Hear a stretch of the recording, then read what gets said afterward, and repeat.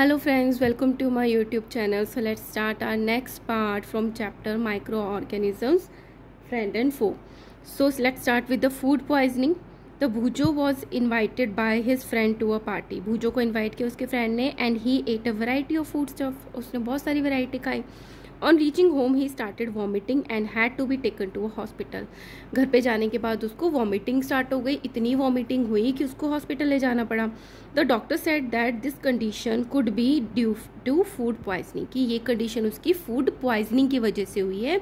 जो food था वो ख़राब हो गया था, माइक्रो ऑर्गेनिज्म ने उस पर एक्ट किया और उस फूड को पॉइजन में कन्वर्ट कर दिया, जिसकी वजह से उसको वॉमिटिंग हुई. क्योंकि बॉडी तो जो भी ख़राब चीज़ है वो बाहर निकालना चाहेगी, तो उसको वॉमिटिंग लग गई. So Paheli wonders how food can become a poison. तो पहेली को लगा कि कैसे जो फूड है वो एक पॉइजन में कन्वर्ट हो सकता है. Food poisoning could be due to the consumption of food spoiled by some microorganism. तो फूड पॉइजनिंग कैसे हो सकती है? जो फूड को कुछ माइक्रो ऑर्गेनिज्म ने स्पॉइल कर दिया, सड़ा दिया, खराब कर दिया. Microorganisms that grow on our food sometime produce toxic substances. जो माइक्रो ऑर्गेनिज्म हमारे फूड पे ग्रो करते हैं, कई बार क्या होता है वो टॉक्सिक सब्सटेंसेस को रिलीज कर देते हैं. उससे क्या होता है, मेक द फूड पॉइजनस, जिससे हमारा फूड पॉइजनस हो जाता है, causing the serious illness and even death, जिससे बहुत गंभीर बीमारी, मतलब हम बहुत ज़्यादा लूज मोशन, वॉमिटिंग भी लग सकती हैं और डेथ भी हो सकते हैं due to water loss. So it is very important that we preserve food to prevent it from being spoiled. तो इसलिए हमें अपने फूड को स्पॉइलिंग से बचाने के लिए बचाकर रखना चाहिए सेफली. तो हमें क्या करना चाहिए? फूड को प्रिजर्व करना चाहिए. अब हम पढ़ेंगे अबाउट द फूड प्रिजर्वेशन, कैसे हम अपने फूड को स्पॉइल होने से बचा सकते हैं. In chapter 1 we have learned about the method use to preserve and store the food grains. तो हमने क्रॉपिंग के बारे में पढ़ी थी कि किस तरीके से हम फूड और ग्रेन्स को स्टोर कर सकते हैं. How do we preserve cooked food at home. अब हम बना बनाया खाना कैसे प्रिजर्व करेंगे. So you know that bread left unused under the moist condition is attacked by the fungus. तो अगर हमारी जो ब्रेड है, अगर थोड़ी सा मॉइस्ट कंडीशन है और हम उसको ओपन रख देंगे, है ना, बाहर रख देंगे, तो क्या हो जाएगा, उस पर फंगस लग जाती है. Microorganism spoil our food. क्यों? क्योंकि हमारे जो माइक्रो ऑर्गेनिज्म है वो हमारे फूड को स्पॉइल करते हैं. ठीक है. Spoiled food emit bad smell. अब जब कोई चीज़ ख़राब हो जाती है तो आपने एक्सपीरियंस किया ही होगा, उसकी स्मेल भी ख़राब हो जाती है and has a bad taste. Taste भी ख़राब हो जाता है. एंड चेंज्ड कलर, और कलर भी चेंज हो जाता है. Is spoiling of food a chemical reaction. अब ये क्वेश्चन पुट होता है, जब फूड जो स्पॉइल होता है क्या उस पर कोई केमिकल रिएक्शन होती है. Paheli bought some mangoes but she could not eat them for a few days. Mango खरीद ली पहेली ने, लेकिन उसको खाए नहीं. Later she found that they were spoiled. बाद में उसने देखा वो सड़ गए, खराब हो गए. एंड रॉटन, बिल्कुल ही सड़ गए. But she knows that the mango pickle her grandmother makes does not spoil for a long time. तो कितनी इंटेलिजेंट है, लेकिन उसने सोचा, उसने एक्सपीरियंस किया हुआ था कि जो उसकी दादी आम का अचार बनाती है वो तो बहुत महीनों तक चलता है, वो तो ख़राब नहीं होता है. तो ऐसा क्यों कि जो मैं मैंगो खरीद के लाई वो तो ख़राब हो गए, लेकिन जो आम का अचार था वो तो ख़राब नहीं हुआ. She is confused. Now let us study the common method for preserving food in our home. अब हम कुछ ऐसे मेथड्स के बारे में पढ़ेंगे जिससे हम फूड को अपने घर में प्रिजर्व करके रख सकते हैं. We have to save it from the attack of microorganism. Save कैसे रखना है? जस्ट हमें माइक्रो ऑर्गेनिज्म से बचा के रखना है. तो क्या क्या तरीके हैं? केमिकल मेथड है, कॉमन सॉल्ट से है, शुगर से है, ऑयल और विनेगर डालकर है, हीट एंड कोल्ड ट्रीटमेंट है, स्टोरेज एंड द पैकिंग है. तो ये सारे मेथड्स है जिससे हम अपने फूड को स्पॉइल्ड होने से बचा सकते हैं. So one by one study करते हैं. केमिकल मेथड में क्या है? Salt and edible oils are common chemicals generally use to check the growth of microorganism. Commonly अपने फूड को बचाने के लिए किससे? माइक्रो ऑर्गेनिज्म से सॉल्ट और जो एडिबल ऑयल्स होते हैं, जैसे सरसों का तेल हो गया, है ना, इनको यूज़ किया जाता है. Therefore they are called preservatives. इसलिए इनको प्रिजर्वेटिव्स बोलते हैं. वी ऐड सॉल्ट और acid preservatives. Acid preservative vinegar भी डाला जाता है, सॉल्ट भी डाला जाता है. To pickles to prevent the attack of microbes. Microbes के ही अटैक को रोकने के लिए हम ये डालते हैं. Sodium benzoate and the sodium metabisulphite are some common preservative. और मार्केट में अवेलेबल होते हैं. सोडियम बेंजोएट की अचार डाल रहे हैं तो सोडियम बेंजोएट का छोटा टुकड़ा डाल दो या एक चुटकी डाल दो, तो क्या होगा, वो बहुत देर तक ख़राब नहीं होगी। तो हमारे जो ये स्क्वैशेस वगैरह होते हैं मार्केट में, जो भी चीज़ें मिलती हैं उनमें ये प्रिजर्वेटिव्स होते हैं। So they are also use in jams and the squashes to check their spoilage. ठीक है, now next is preservation by the common salt. Common salt से कैसे प्रिजर्वेशन होता है? Common salt has been use to preserve meat and fish for ages. तो क्या होता है, मार्केट में कोई भी मीट या फिश शॉप होगी तो वहाँ पे देखते हैं कि फिशेस कट के उसके ऊपर सॉल्ट लगा दिया जाता है, तो बहुत टाइम तक उसको हम प्रिजर्व करके रख सकते हैं, उसके स्पॉइल बचाते हैं। Meat and fish are covered with dry salt to check the growth of bacteria, जिससे बैक्टीरिया जो है वो ग्रो नहीं कर पाता। Salting is also use to preserve amla, raw mangoes, tamarind etcetera. जो हमारे कच्चे अमचूर बनाते हैं, जिससे रॉ मैंगोज होते हैं, उसको भी बचाते हैं, आंवला को भी प्रिजर्व करते हैं। और जो इमली है, इमली रखते हैं हम डब्बे में, उस पर थोड़ा सा नमक डाल दोगे ना तो वो ख़राब नहीं होगा। तो ये सारी चीज़ें हम प्रिजर्व करके रख सकते हैं। Preservation by the sugar, jams, jelly, squashes are preserve by sugar. तो ये सारी चीज़ें शुगर से प्रिजर्व करते हैं। Sugar reduces the moisture content which inhibits the growth of bacteria which spoil the food. अब शुगर कैसे काम करती है? जो भी मॉइस्चर होता है उसमें वाटर कंटेंट होता है उसको वो कम कर देती है शुगर। तो जिससे क्या होता है, जो माइक्रोब्स जो होते हैं वो ग्रो नहीं कर पाते और फूड जो होता है वो स्पॉइल नहीं होता। Another is preservation by oil and vinegar. कैसे हम ऑयल और विनेगर से प्रिजर्व करते हैं? Use of oil and vinegar prevent the spoilage of pickles because bacteria cannot live in such an environment. क्यों, कैसे? ऑयल और जब विनेगर डालते हैं एक तो थोड़ा खट्टा हो जाता है, एसिडिक हो जाता है, और ऑयल डालते हैं तो ऐसा माहौल बनता है कि उसमें एनवायरनमेंट बनता है कि जो बैक्टीरिया होता है उसमें ग्रो नहीं कर पाते, जिंदा नहीं रह पाते। Vegetables, fruits, fish and meat are often preserved by this method. ठीक है, ऑयल और विनेगर में। Next is heat and cold treatments. Cold treatments हमें पता है हम फ्रिज का यूज़ करते हैं, हीट में भी यही है, हम दूध को बॉयल करते हैं। So you must have observed your mother boiling milk before it is stored और यूज्ड। आपने देखा होगा आपकी मम्मा हमेशा जब भी दूध लेती है उसको पहले बॉयल करती है, ठंडा करती है और उसको फ्रिज में रख देती हैं। Boiling kills many micro organism. Temperature बहुत ज़्यादा होता है बॉइलिंग में, तो बहुत सारे माइक्रो ऑर्गेनिज्म जो होते हैं वो मर जाते हैं।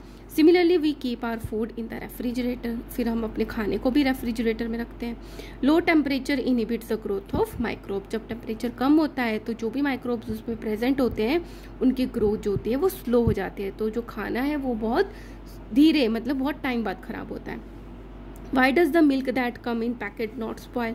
अब एक क्वेश्चन पुट होता है, जो पैकेट वाला दूध है वो क्यों नहीं खराब होता, जबकि हम लेते हैं वो तो बहुत जल्दी खराब हो जाता है। My mother told me that the milk is pasteurise. क्या बोला उसकी मम्मा ने? कि वो जो मिल्क होता है वो पास्चराइज्ड होता है। पास्चराइज का क्या मतलब है? बहुत तेज टेम्परेचर पे दूध को बॉयल करके एकदम से ठंडा कर लेना, उसको बोलते हैं पास्चराइजेशन, जिसकी वजह से जो माइक्रो ऑर्गेनिजम्स हैं वो मर जाते हैं, ग्रो नहीं कर पाते। Now what is pasteurization? Pasteurized milk can be consumed without boiling. Pasteurized जो मिल्क है उसको बॉयल किए बिना ही आप उसको कंज्यूम कर सकते हो, as it is free from harmful microbes, क्योंकि उसमें हार्मफुल जो माइक्रोब्स होते हैं वो नहीं होते, उससे फ्री होता है, वो डेड हो गए होते हैं। The milk is heated to about 70 degree for 15 to 30 second.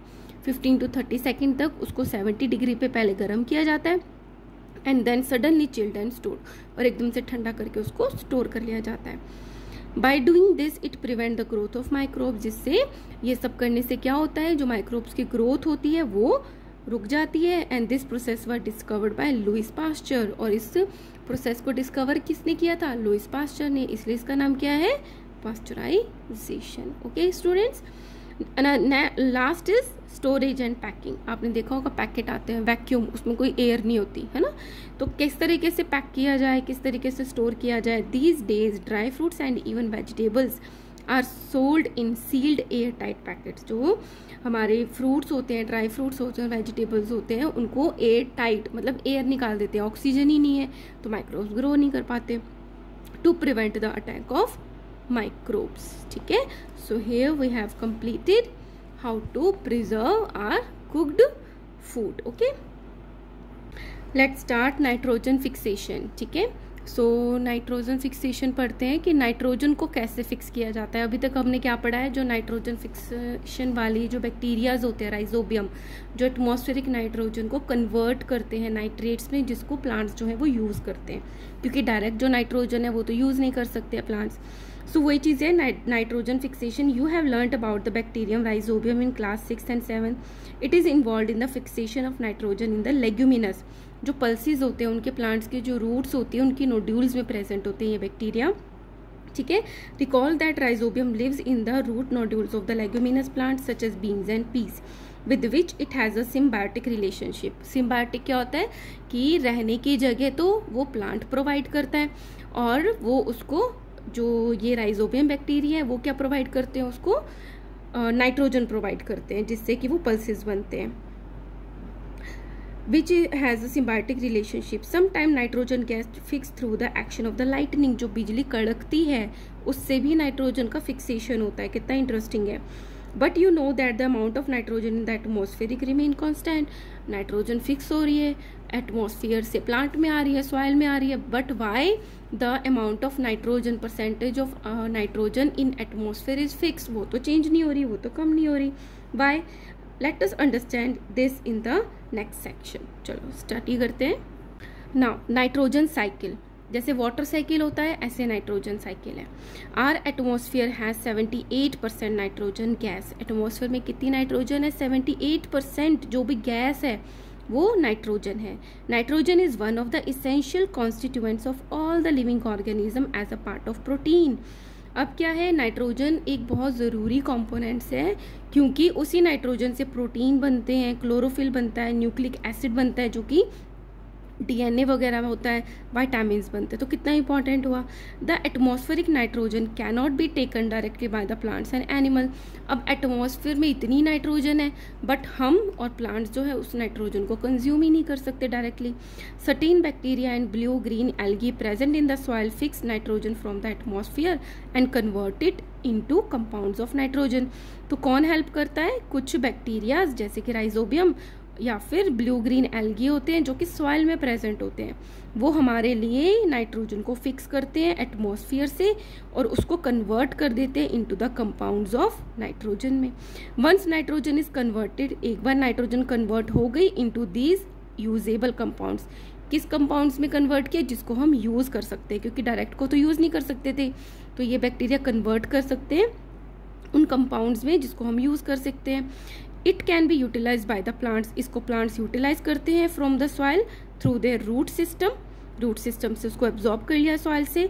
Nitrogen is then used for the synthesis of plant protein, जिससे प्लांट के प्रोटीन बनते हैं, जैसे राजमा हो गए, छोले हो गए, है ना, पल्सेस हो गए सारे, जिससे प्लांट प्रोटीन बना एंड अदर कंपाउंड्स बने. Animal feeding on plants get these protein. जो उस प्लांट को खाता है, जो उस प्लांट के प्रोटीन को खाता है, उसको ये प्रोटीन मिल जाते हैं एंड अदर नाइट्रोजन कंपाउंड्स. तो इनडायरेक्टली एटमॉस्फेयर से कहाँ गई? एनिमल्स में आ गया. When plants and animals die, अब यही जब प्लांट्स और एनिमल्स मरते हैं, bacteria and fungi present in the soil convert the nitrogenous waste into the nitrogenous compound to be used by the plant again. तो जब वो डेड होते हैं तो जो कुछ बैक्टीरिया और फंजाई होते हैं वो उनकी बॉडी पे एक्ट करते हैं और उन प्रोटीन्स को सॉइल में मिला देते हैं. नाइट्रोजनस वेस्ट को नाइट्रोजनस कंपाउंड में मिला देते हैं जिसको अगेन प्लांट जो है वो यूज़ कर लेते हैं. Certain other bacteria convert. अब कुछ जो प्रोटीन अगेन सॉइल में आया था, कुछ ने तो प्लांट ने यूज़ कर लिया, बट कुछ जो प्रोटीन है, कुछ नाइट्रोजन जो है वो अदर बैक्टीरिया कन्वर्ट कर देते हैं some part of them to the nitrogen gas में. तो कुछ बैक्टीरिया ने तो क्या काम किया? नाइट्रोजन को फिक्स करने का, नाइट्रोजन से यूजेबल नाइट्रोजन कंपाउंड्स बनाने का. लेकिन जब यही साइकिल चल रही होती है तो कुछ बैक्टीरिया या माइक्रो ऑर्गेनिज्म ऐसे भी होते हैं जो नाइट्रोजनियस कंपाउंड को नाइट्रोजन गैस में कन्वर्ट कर देते हैं, which goes back into the atmosphere. वो वापस कहाँ चली जाती है? वो गैस एटमॉस्फेयर में चली जाती है. As a result the percentage of nitrogen in the atmosphere remains more और लेस सेम. इसी की वजह से जो नाइट्रोजन का परसेंटेज एटमॉस्फेयर में वो सेम रहता है. So this is a nitrogen cycle. Atmospheric nitrogen है, या तो लाइटनिंग हुई बिजली की वजह से, या फिर नाइट्रोजन फिक्सिंग बैक्टीरिया जो है वो एटमॉस्फेरिक नाइट्रोजन को कन्वर्ट कर देते हैं. ये कौन होते हैं? Bacteria in turn fix nitrogen into nitrogenous compound, या लाइटनिंग से डायरेक्टली कंपाउंड्स ऑफ नाइट्रोजन बन जाते हैं सॉइल में. अब इसको कौन कंज्यूम करता है? ठीक है, या तो इसको प्लांट ले लेते हैं, फिर प्लांट को एनिमल खाते हैं, एनिमल्स ईट प्लांट. फिर जब उनकी डेथ होती है तो नाइट्रोजनस वेस्ट फ्रॉम एक्सक्रीशन है या डेथ, जो उनका बॉडी का वेस्ट है या फिर उनकी डेथ के बाद अगेन कंपाउंड्स जो है नाइट्रोजन के वो सॉइल में आ जाते हैं, या अगेन उसको कुछ प्लांट्स यूज़ कर लेते हैं, या फिर वो बैक्टीरिया, जो कुछ बैक्टीरिया है वो इस नाइट्रोजनस कंपाउंड को नाइट्रोजन गैस में कन्वर्ट करके अगेन एटमॉस्फेयर में पहुंचा देते हैं. So this cycle is very important in this chapter students. इसको ज़रूर करना, इसको बनाने का भी ट्राई करना, प्रैक्टिस करना.